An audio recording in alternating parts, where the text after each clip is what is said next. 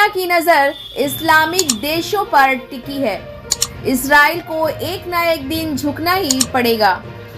फिलिस्तीन और इजराइल के मामले को लेकर पूर्व सांसद व पूर्व एमएलसी मौलाना गुलाम रसूल बलियावी ने कहा कि इस वक्त फिलिस्तीन और इजराइल के हंगामे ने पूरे विश्व में हलचल मचा रखा है, जिसे विश्व के मानचित्र पर काफी गलत माना जा रहा है।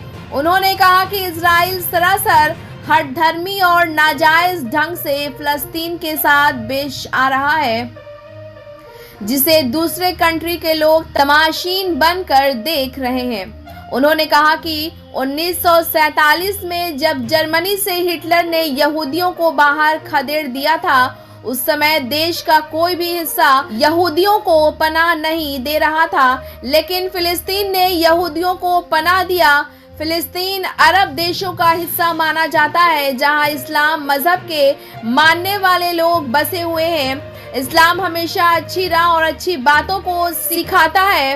इजराइल की बेपनाही देखकर फिलिस्तीन ने इजराइल को अपने यहाँ जगह दे दिया। आज वही इजराइल शेर बना हुआ है। आज बहुत अफसोस के साथ पूरी दुनिया देख रही है कि जिस फिलिस्तीन ने पनाह दिया था, वही इजराइल आज फिलिस्तीन के पीछे पड़ा हुआ है। इजराइल की दादागिरी को लोग समझ रहे हैं। पूर्व सांसद ने कहा कि मुल्क के लोग समझकर भी नासमझ की तरह खड़े हैं, लेकिन वह दिन दूर नहीं कि अब धीरे धीरे दुनिया के कुछ मुल्क इस नाजायज को समझते हुए आवाज उठाने लगे हैं। वह दिन दूर नहीं कि इजराइल को एक ना एक दिन फिलिस्तीन के आगे झुकना ही पड़ेगा।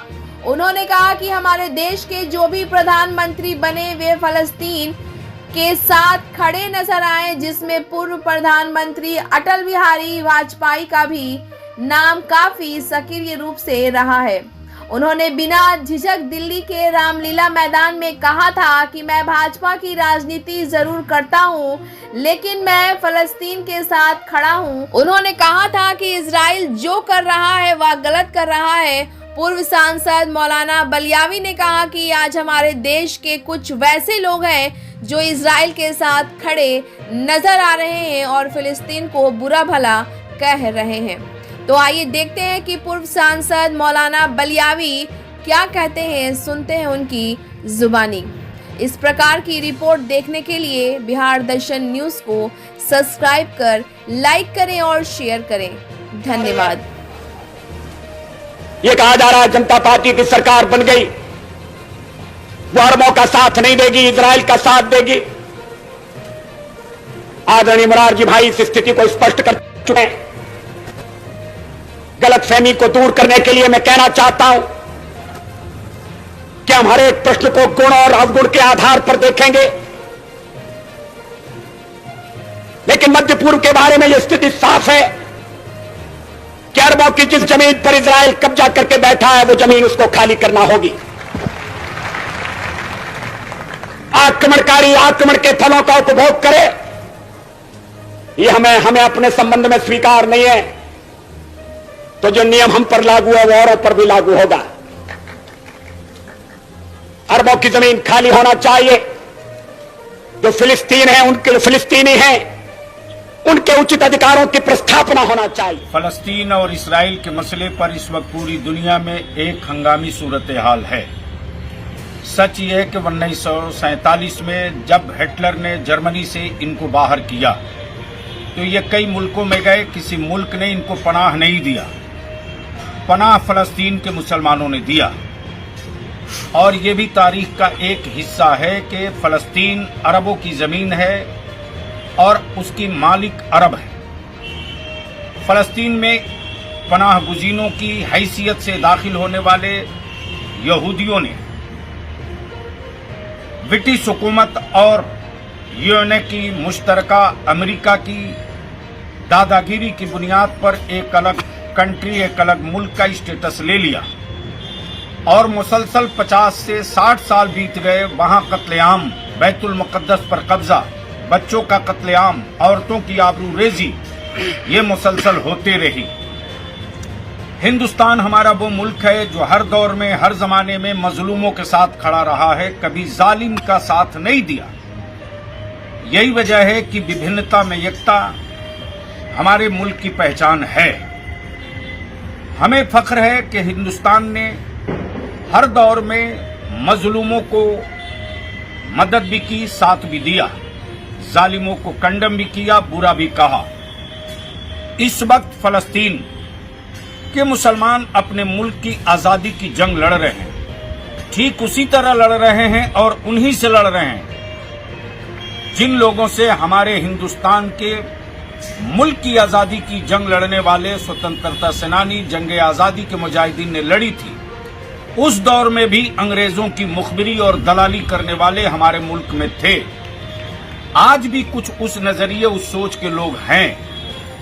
हमारे मुल्क में जो भी प्राइम मिनिस्टर बना, चाहे जिस किसी भी पार्टी से बना हो, उसने हमेशा फलस्तीन के मजलूमों की हिमायत की और उनके साथ खड़े रहे।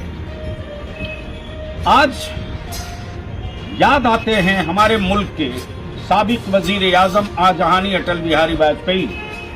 जब वाजपेयी जी की भारतीय जनता पार्टी थी, उस भारतीय जनता पार्टी के चीफ वजीर हैसियत से रामलीला मैदान में अटल बिहारी वाजपेयी जी ने दो टुक कहा था, विदेश नीति अपनी क्लियर करते हुए, और वाजे किया था कि मैं भारतीय जनता पार्टी में हूं जरूर, लेकिन फलस्तीन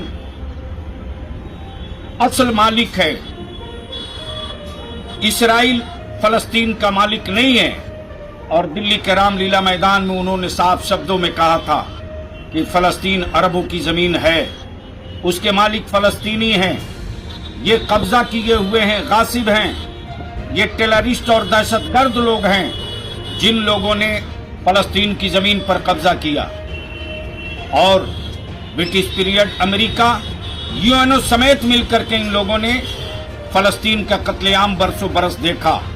आज जब फलस्तीन के लोग अपने मुल्क की आजादी की लड़ाई लड़ रहे हैं, तो कुछ तथाकथित वो लोग जो लोग मणिपुर न जा सके, हमारे ही भारत के मणिपुर में बेटियों की आबरू लूटी जाती रही, लेकिन कोई भी न जाने की हिम्मत जुटा पाया।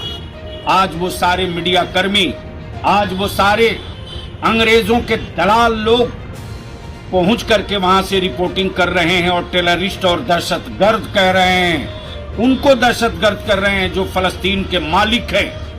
अपने मुल्क की आजादी की जंग लड़ना दहशतगर्दी नहीं है, हुब्बुल वतनी है।